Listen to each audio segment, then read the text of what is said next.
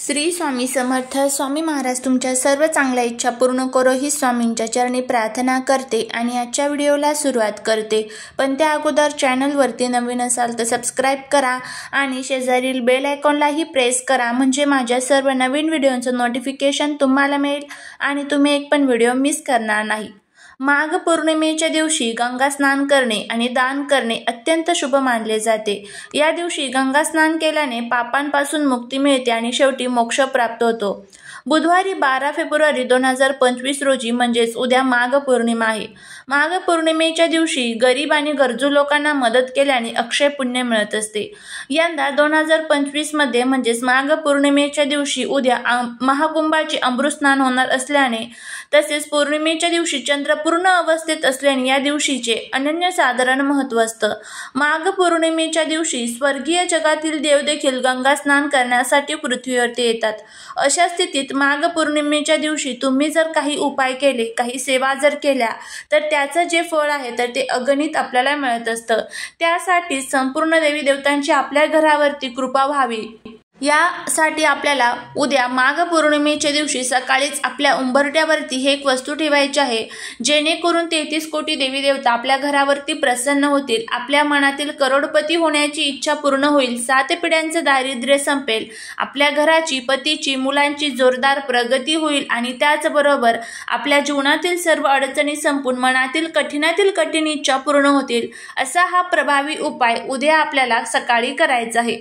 हा उपाय कधी करायचा, कोणत्या वेळेमध्ये करायचा याबद्दलची संपूर्ण माहिती या आजच्या व्हिडिओमध्ये आपण घेणार आहोत. त्यामुळे व्हिडिओ हा स्किप न करता शेवटपर्यंत पाहत राहा.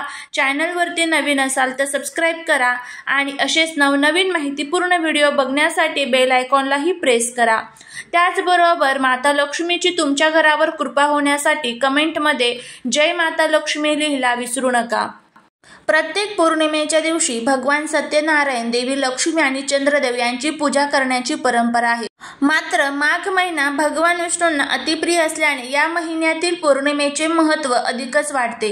या दिवशी पवित्र नदी स्नान करून दान केल्याने 32 पट पुण्य मिळते, म्हणून याला 32सी पौर्णिमा असे देखील म्हणत असतात. या दिवशी भगवान विष्णूंची आराधना, उपासना करून कथा श्रवण किंवा वाचन केल्याने सुखाची प्राप्ती होत असते. त्याचबरोबर या दिवशी आपल्याला काही वस्तूंचं दान करायचं असतं. मग त्यामध्ये तुम्ही अन्नदान, वस्त्रदान, निवारा दान करू शकता, पैशांचं दान करू शकता, गहू दान करू शकता. यथाशक्ती तुम्हाला जमेल त्या पद्धतीने तुम्ही या दिवशी दान करायचं आहे. त्याचबरोबर स्नानाला सुद्धा या दिवशी विशेष महत्त्व दिलं जातं. पण प्रत्येकालाच पवित्र नद्यांमध्ये स्नान करणं इतकं शक्य नसतं. त्यामुळेच आपल्याच आंघोळीच्या पाण्यामध्ये आपण काही वस्तू टाकून जर आंघोळ केली तर आपल्याला गंगा स्नान केल्याचं पुण्य मिळतं. त्याचाही व्हिडिओ मी चॅनलवरती टाकलेला आहे, आवर्जून चेक करा. त्यानंतर माघ पौर्णिमेच्या दिवशी उद्या तुम्हाला सकाळी ब्रह्ममुहूर्तावर उठून सूर्योदयापूर्वी स्नान करायचं आहे. त्याचबरोबर तुम्हाला या दिवशी आंघोळ झाल्यावर भगवान सूर्यदेवांना अर्घ्य अर्पण करायचं आहे. मग त्यामध्ये तुम्ही थोडंसं कुंकू, चंदन अर्पण करायचं आहे आणि मग ते अर्घ्य तुम्हाला भगवान सूर्यदेवांना अर्पण करायचं आहे. ओम गृणी सूर्याय नमः या मंत्राचा जप करायचा आहे. त्याचबरोबर लक्ष्मी नारायणाची पूजा करायची आहे. देवाला हळदी, कुंकू, अक्षदा, फुले, फळे, नैवेद्य अर्पण करायचे आहे, आरती करायची आहे आणि त्याचबरोबर चंद्राला अर्घ्य अर्पण करायचं आहे. अशा पद्धतीने आपल्याला ह्या दिवशी आपल्या घरामध्ये देवी लक्ष्मी आणि भगवान विष्णूंची आराधना करायची आहे. भगवान विष्णूंना माघ पौर्णिमा समर्पित असते आणि जगाचे पालन करता म्हणजेच भगवान विष्णूंची या दिवशी आपल्या घरामध्ये सेवा ही झालीच पाहिजे. मग त्यासाठी तुम्ही घरामध्ये उद्या विष्णू सहस्रनाम, विष्णू सहस्रनामावली, व्यंकटेश स्तोत्रम, त्याचबरोबर विष्णू चालीसा, विष्णू मंत्र या सर्व सेवा ह्या तुम्हाला म्हणायच्या आहेत किंवा म्हणणं शक्य नसेल तर तुम्ही श्रवण करू शकता तरीही चालेल. उद्या आपल्या घरामध्ये सकारात्मक वातावरण ठेवा. घरामध्ये उद्या चुकून भांडण, कटकट, वादविवाद होणार नाही याची आपल्याला काळजी घ्यायची आहे. आणि त्यानंतर उद्या सकाळीच आपल्याला उठल्यावरती हा जो उपाय आहे तर तो करायचा आहे. हा उपाय तुम्ही उद्या सकाळी 10 वाजेपर्यंत कधीही करू शकता, काहीच अडचण नाहीये. आता हा उपाय आपल्याला कशासाठी करायचा आहे बघा. आपल्या घरामध्ये ज्या काही सकारात्मक ऊर्जा असतात, नकारात्मक ऊर्जा असतात, त्या कुठून प्रवेश करत असतात तर त्या आपल्या मुख्य उंबरट्यामधनं म्हणजेच मुख्य दरवाजामधनं प्रवेश करत असतात. माता लक्ष्मी दिवसभरामध्ये 7 वेळेस आपल्या दरवाजावरती येत असतात. आणि त्यामुळे पौर्णिमेच्या दिवशी माता लक्ष्मीच्या स्वागतासाठी आपल्याला हा जो उपाय आहे तर तो करायचा आहे, जेणेकरून माता लक्ष्मी अखंड आपल्या घरावरती प्रसन्न राहतील, भगवान विष्णू सदैव आपल्या घरामध्ये निवास करतील। माता लक्ष्मींना हे तेच घर प्रिय असतं ज्या घरामध्ये भगवान विष्णूंची सेवा केली जाते। त्यामुळे भगवान विष्णूंची उद्या सेवा करायला चुकूनही विसरू नका, ह्या गोष्टी तुम्हाला करायच्याच आहेत। त्यानंतर आता काय करायचं आहे, सर्वात प्रथम आपल्याला हा उपाय आपल्या घराच्या पतीच्या मुलांच्या प्रगतीसाठी करायचा आहे। घरामध्ये सतत भांडण, कटकट, वादविवाद होत असेल, त्याचबरोबर घरामध्ये आलेला पैसा हा टिकत नसेल, घरामध्ये तुम्हाला काहीतरी नकारात्मक ऊर्जा जाणवत असेल, माता लक्ष्मी आपल्या घरामध्ये नेहमी ह्या स्थिर राहत नसतील, तर माता लक्ष्मीला घरामध्ये स्थिर ठेवण्यासाठी, घरामध्ये येणारा पैसा स्थिर ठेवण्यासाठी आणि त्याचबरोबर आपल्या मनातील कठीणातील कठीण इच्छा पूर्ण करण्यासाठी आणि आपल्या घराच्या पतीच्या मुलांच्या प्रगतीसाठी तुम्हाला हा जो उपाय आहे तर तो करायचा आहे। या उपायामुळे एक तर घरातील नकारात्मक ऊर्जा संपून सकारात्मक ऊर्जा संचारित होतील आणि त्याचबरोबर आपल्याला अक्षय पुण्याची देखील प्राप्ती होईल। तर काय करायचं आहे हे आपण बघूया। त्यामुळे जर तुम्हाला हा व्हिडिओ आवडला तर चॅनलला सबस्क्राईब करून कमेंटमध्ये जय माता लक्ष्मी लिहायला विसरू नका, जेणेकरून तुमच्या घरावर माता लक्ष्मीची अखंड कृपा होईल। तर काय करायचं आहे, उद्या सकाळी सर्वात प्रथम स्वच्छ आंघोळ करायची, त्यानंतर आपली रोजची घरातील देवपूजा करून घ्यायची आहे आणि त्यानंतर तुम्हाला हा उपाय करायचा आहे। पण ह्या उपायाची सुरुवात जी आहे तर ती आज संध्याकाळपासूनच होणार आहे। सर्वात प्रथम आज रात्री तुमची सर्व किचनमधील कामं वगैरे आवरून झाली की त्यानंतर एक तांब्या घ्यायचा आहे, त्यामध्ये तुम्हाला शुद्ध पिण्याचं जे पाणी असतं तर ते भरून ठेवायचं आहे आणि त्यानंतर हे जे पाणी आहे तर ते तुमच्या माठाजवळ, म्हणजेच आपण घरामध्ये जिथे पाणी भरून ठेवतो, माठ असेल, हंड असेल, तिथे तुम्हाला हा तांब्या भरून ठेवायचा आहे, झाकून ठेवायचा आहे। उद्या सकाळी तुमची आंघोळ वगैरे झाली की त्यानंतर हा तांब्याभर पाणी तुम्हाला घ्यायचं आहे।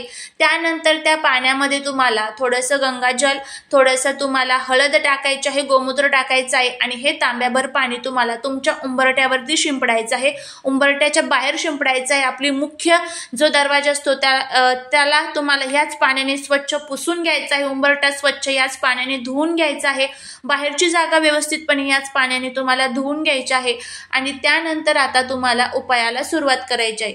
आता जर तुमच्या रात्री लक्षात नाही राहिलं पाणी ठेवणं तर सकाळी माठातील पाणी तुम्ही घेऊ शकता, डायरेक्ट नळाचं पाणी घ्यायचं नाही। यामुळे आपल्या घराच्या बाहेर जे आपले पूर्वज असतात या पाण्यामुळे त्यांना मोक्षाची प्राप्ती मिळत असते। त्यानंतर आता तुम्हाला हळद घ्यायची आहे, हळदीमध्ये थोडंसं गंगाजल, चंदन मिक्स करायचं आहे आणि आपला उंबरटा जो असतो तर छान व्यवस्थित ह्या हळदीने तुम्हाला सारवून घ्यायचं आहे। याचं लेपन जे असतं हळदीचं तर ते आपल्या उंबरट्यावरती तुम्हाला द्यायचं आहे आणि त्यानंतर तुम्हाला आपला हा जो उपाय आहे तर त्या उपायाला सुरुवात करायची आहे। तुम्हाला कुंकू घ्यायचं आहे, त्या कुंकवामध्ये तुम्हाला थोडंसं पाणी मिक्स करायचं आहे आणि त्यानंतर तुम्हाला एक छान जो तुपाचा दिवा असतो तर तो प्रज्वलित करून घ्यायचा आहे। एक लवंग घ्यायची आहे, एक वेलची घ्यायची आहे आणि 1 रुपयाचं एक नाणं घ्यायचं आहे, थोडेसे तांदूळ घ्यायचे आहे, एखादं लाल फूल असेल तर ते घ्यायचं आहे। त्यानंतर उंबरट्यावरती ह्या सर्व वस्तू घेऊन जायचं आहे, दिवा प्रज्वलित करायचा आहे, धूप प्रज्वलित करायचे आहे, कापूर प्रज्वलित करून घ्यायचा आहे आणि त्यानंतर आता जी आपण कुंकवाची पेस्ट तयार केलेली आहे तर त्या कुंकवाच्या पेस्टच्या साहाय्याने आपल्या उंबरट्याच्या मधोमध तुम्हाला काय करायचं आहे तर 8 तुम्हाला टिंब द्यायचे आहेत। अष्टलक्ष्मीचे टिंब तुम्हाला 8 द्यायचे आहेत। अष्टलक्ष्मीची नावं तुम्हाला माहित नसेल तर तुम्ही गुगलवरती सर्च करा, आदिलक्ष्मी, धनलक्ष्मी, धान्यलक्ष्मी, संतानलक्ष्मी, ऐश्वर्यलक्ष्मी, ह्या ज्या अनेक 8 लक्ष्मी आहेत तर त्यांचं स्मरण करत करत तुम्हाला 8 टिंब तुमच्या उंबरट्यावरती द्यायचे आहे। त्यानंतर तुम्हाला प्रत्येक टिंबाला हळदी, कुंकू, अक्षदा अर्पण करायचे आहे, अष्टलक्ष्मीचं स्मरण करायचं आहे आणि त्यानंतर तुम्हाला जे लाल फूल आपण घेतलेलं आहे तर ते लाल फूल तुम्हाला तिथे अर्पण करायचं आहे। नंतर जो दिवा घेतलेला आहे त्या दिव्यामध्ये हे सर्व जे साहित्य आपण घेतलेलं आहे तर ते टाकायचं आहे, त्यामध्ये लवंग, वेलची आणि 1 रुपयाचं नाणं आणि कापूर प्रज्वलित करून, धूप, दीप, अगरबत्ती प्रज्वलित करून ह्या अष्टलक्ष्मीला तुम्हाला ओवाळायचं आहे। अष्टलक्ष्मीला ओवाळल्यानंतर माता लक्ष्मीला प्रार्थना करायची आहे की माझ्या घराची, पतीची, मुलांची प्रगती होऊ दे, घरामध्ये असणारा पैसा हा अखंड स्थिर असू दे, माझ्याकडे जो पैसा येत नाही तो माझ्याकडे येऊ दे, त्याचबरोबर घरातील पैसा घरातच टिकू दे आणि त्याचबरोबर घरातील नकारात्मकता संपून जाऊ दे, अशी आपल्याला प्रार्थना करायची आहे। त्यानंतर आता हा जो दिवा आहे तर तिथेच उंबरट्यावरती तुम्हाला एका प्लेटमध्ये ठेवायचा आहे। दिवा थंड झाला की त्यानंतर दिव्यातील 1 रुपया जो आहे तर तो स्वच्छ धुवून पुसून आपल्या जवळ ठेवायचा आहे। दिव्यातील साहित्य हे तुम्हाला निर्मल्यात टाकून द्यायचे आहे। दिवा स्वच्छ करून तुम्ही परत घरामध्ये यूज करू शकता। आता जी आपण अष्टलक्ष्मी दरवाजावरती काढलेले आहेत 8 टिंब देऊन, तर एक गोष्ट लक्षात ठेवा, उद्या दिवसभरामध्ये चुकूनही त्यावरती कोणाचाही पाय पडणार नाही याची आपल्याला काळजी घ्यायची आहे। तर अशा पद्धतीने आपल्याला हा उपाय करायचा आहे। जर सुतक पिरियड्स असेल तर तुम्हाला हा उपाय करता येणार नाही, करून बघा, तुम्हाला नक्कीच त्याचा फायदा होईल। झालेली सेवा ही महाराजांच्या चरणी रुजू करते। श्री स्वामी समर्थ।